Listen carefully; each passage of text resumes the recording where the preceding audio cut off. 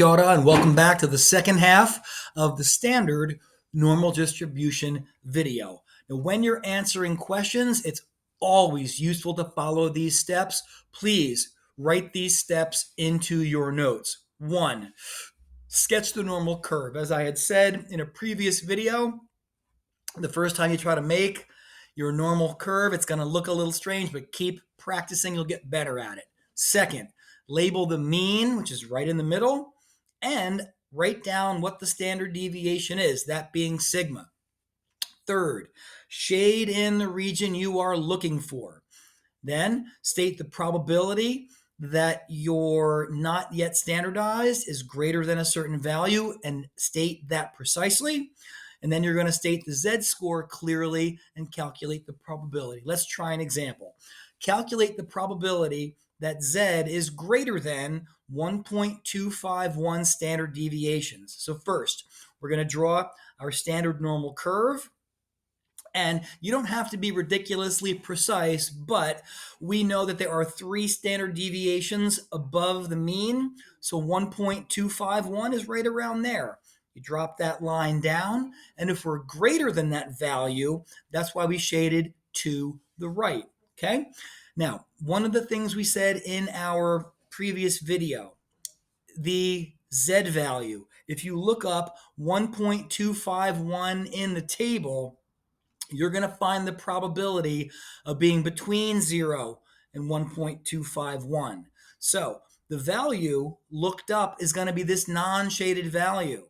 So since we've got 50% above and 50% below, whatever this value is, if you subtract it from 0.5, that'll tell you this side, okay? So we looked up 1.251 in our Z table. We went down first to 1.2. 1.25 is where the 1.2 and the 5 intersect. And if we want 1.251, that third value in the 1.2 row is a 2. We add that 2 to that last 4, and 0.3946, that's the probability of being in here. Again, the value in the table tells you the probability of being between 0 and Z standard deviations. So since we wanted the value that was greater than the 1.251 standard deviations, you would subtract that 0.3946 from 0.5, and that then tells you the probability of being greater than 1.251 standard deviations, okay? That's why it's so important to follow these steps. Step 1, sketch the normal curve. Put in the mean and the standard deviation. Shade the required region, whether it's between 0 and Z, greater than Z, etc., and then find your Z-score and use it appropriately to calculate the probability, okay? Let's go ahead and use up the rest of this time by trying a few examples. Which one of these shows the correct shading area for the probability of Z being between 0 and 1.2 standard deviations?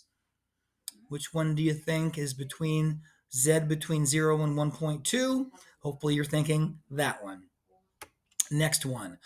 The probability of Z being greater than negative 0.75 standard deviations, but less than 1.3. Which one of those shows the shading between negative 0.75 and 1.3? Hopefully you're thinking that one. Next. Which one? Okay, now you want to try some on your own, okay? I'm going to leave this one for our classwork today. Thanks for watching. Any questions, please send them my way. Mauri mahi, mauri ora, ka kite ano.